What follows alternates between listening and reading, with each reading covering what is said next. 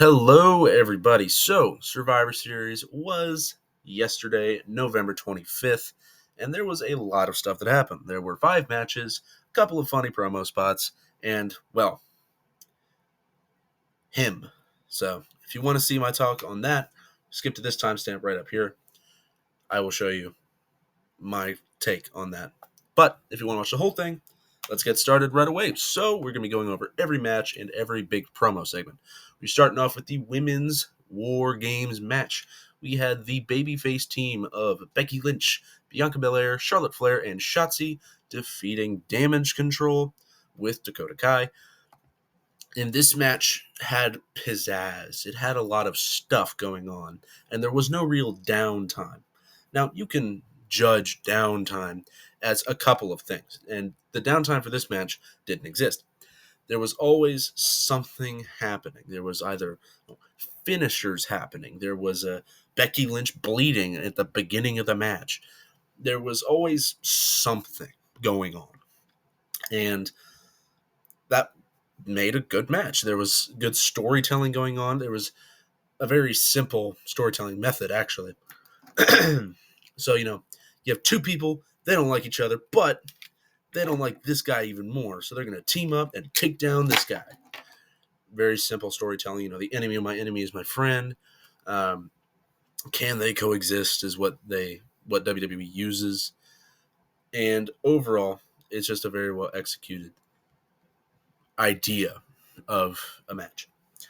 And it worked well here. While that was going on, there was another storyline with Damage Control where Bayley was the only person who would break up pins for her team. When somebody else was being pinned, Bayley would be the one to break it up. And only once did somebody else break it up. It was Kairi Sane. There was 2 submissions going on. Bayley broke up one. Kairi broke up the other. But otherwise, and Bayley was pinned to lose that match. And no one broke up her pin. So it showed how Bayley cares for Damage Control. But, as I predicted, she's most likely going to get turned on SmackDown because she failed. So, there's a lot of things that could stem from this. I did predict this match incorrectly. I thought that Damage Control was going to win. They did not. So, that's going to be a -1 for me. But I do get my point back and make it even with the next match, Gunther versus The Miz. However, there was a promo segment in there, so I'm just going to slide this in here really quick. So, the Alpha Academy had a promotional segment promoting the Chips Ruffles. Ruffles have ridges. It's the little wavy ones. It was funny. It was fine. Pretty Deadly showed up, and R-Truth made his return. It's been a couple months now, maybe even a year, and it's nice to see him back after so long. But going on to Gunther and Miz, this was a match that existed to exist. It was, as I said in my predictions video, it's, this old legend getting beaten by this young up-and-comer so they can prove themselves that they can beat legends. And that's what this match was. When you look at the tail of the tape for this match, Miz debuted in 2006. Miz could have technically had a match against Chris Benoit. And he may have, I don't know. Otherwise, it was technically well done. There was a spot where Miz was in a sleeper, but rolled over in a pinning combination used by Bret Hart when Bret won the IC title from, I believe, Rowdy Piper. And people were like, oh my gosh, is he going to do it again? But no, Gunther was able to kick out. He hit, I believe, a powerbomb and won the match quite soundly at the end. No, he made fun of Miz, actually, because in the beginning of the match, you're like, oh, if Miz wins, he'll tie Chris Jericho for the most ever Intercontinental Championships. And I was like, wow, they mentioned Chris Jericho. But at the end of the match, to win, Gunther used the Walls of Jericho, where it's a Boston Crab with your knee in the middle of your back. And Miz tapped out, mocking Miz for not being able to beat Jericho's record or tie it. Next up on the match slate, we have Santos, Escobar, and Dragon Lee. This match was kind of disappointing. I predicted this one incorrectly as well. I should have known better, but nonetheless, Santos did pick up the win beating him pretty soundly. No shenanigans involved. After a Phantom Driver, which is his finisher. It was whatever. It could have been much more. It was only given, I believe, 8 minutes. 8 minutes and 20 seconds, which is not a lot of time. There was nothing post-match. There was nothing pre-match. It was just two guys kind of having an okay match. It's rated a 6.51 on Cage Match. But it was just whatever. It had been given 5 more minutes. Even 5, I think it could have been way better. Subtract about a minute from every other match. Well, okay, maybe not every other match. Subtract 2.5 minutes from the women's and 2.5 minutes from the men's, and it's going to be a great match. But nonetheless, it was whatever. It was there to make Santos look kind of dominant. I can beat this guy soundly. And they didn't want to bury Carlito, so he got injured on SmackDown. But nonetheless, it's a victory for Santos.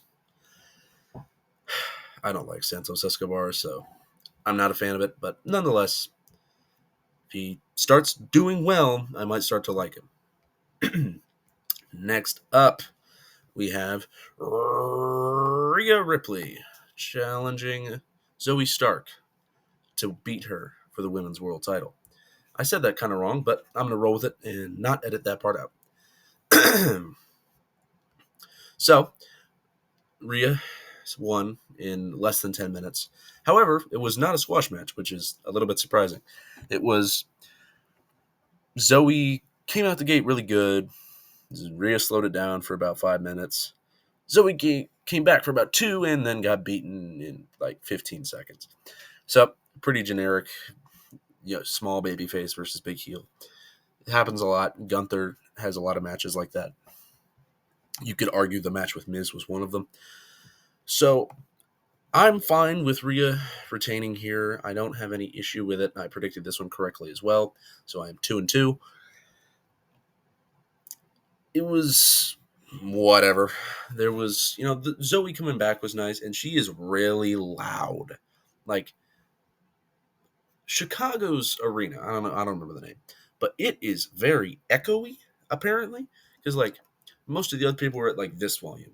Zoey's like, yeah! They're, like, super loud. And the first time she was, like, yelling, I was like, wow, she is really loud right now. But it was pretty whatever. There was no real woo from it. I still liked all these matches, by the way. Even if I'm not promoting them as the best matches ever, it's in comparison to other matches on this show. And, the WarGames matches were really good. So, these matches just weren't up to that standard. Lastly, the last match I'm going to be covering is the WarGames 10-man tag team match.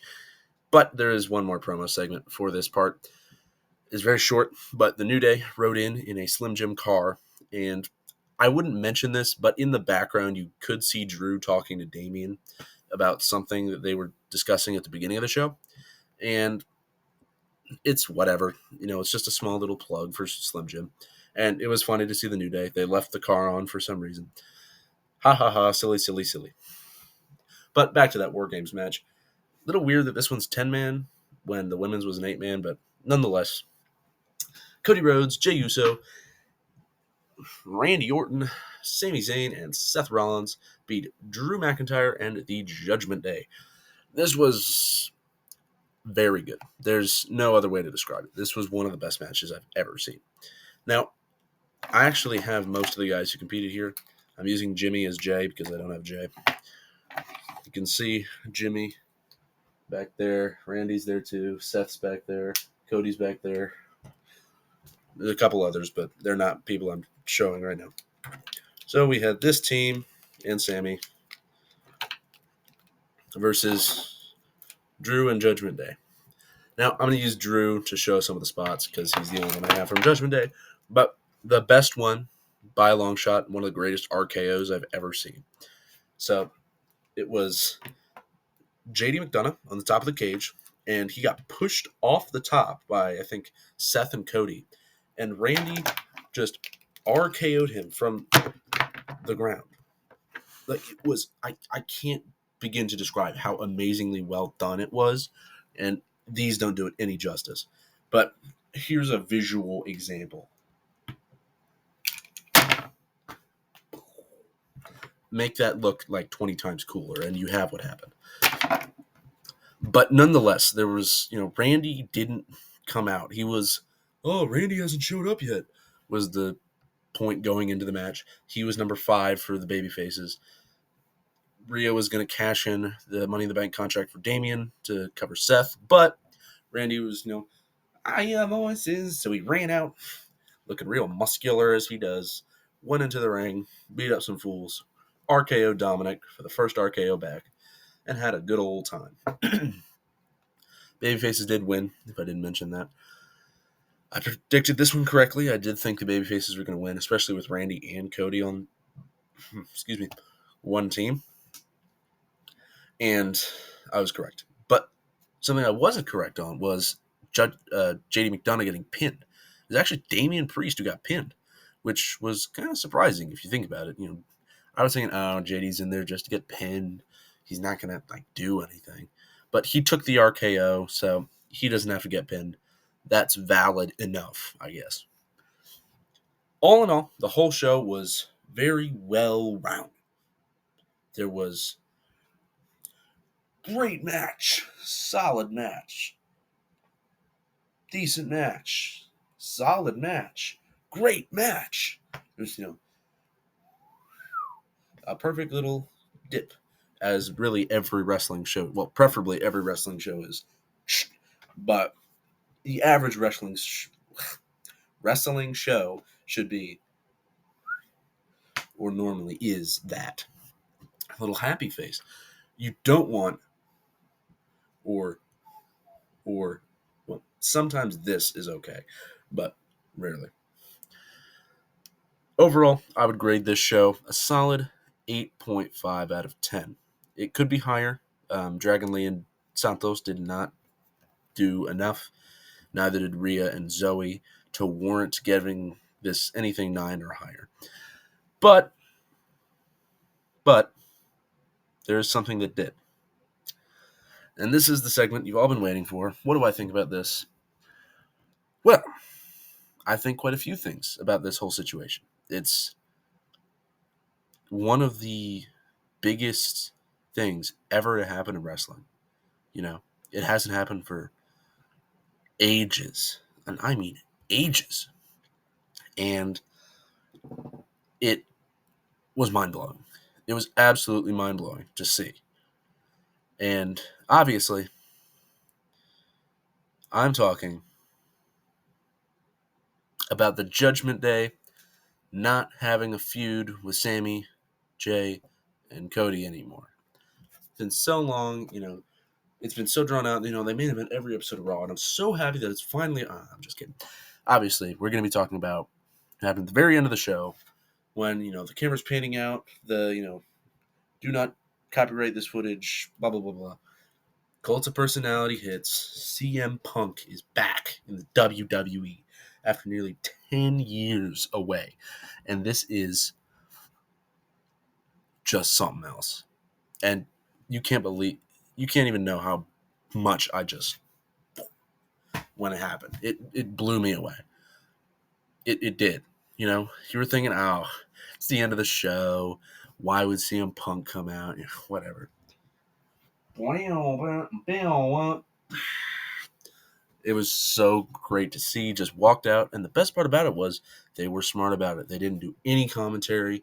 They didn't do nothing. And the best part about that even was that nobody knew it was happening, even in the staff, other than Triple H, the audio guy, probably. And it was kept such a mystery and a secret that no one knew if it was going to happen. So, very well done on the, keeping it secret part. But, man, it's great to have him back. He's going to be on Raw tomorrow, November 27th, along with Randy. So we'll see where that leads. It's hopefully going to be a feud with Seth Rollins, who he's been wanting to feud with for quite a long time now. But that's all I have. We're just going to go quickly through this one last time in review. So, I liked the WarGames women's match. I was solid. I was fine with the Intercontinental Championship match. I was, whatever with the Santos and Dragon Lee match. I was solid with the Rhea and Zoey match. And I was great with the men's WarGames tag team match, or 10-man match. And I loved the return of Mr. Phil Brooks, CM Punk. Have a good day, good evening, good night, good morning, good dawn, good dusk, good whatever. CM Punk is the best in the world, and you know it. Goodbye.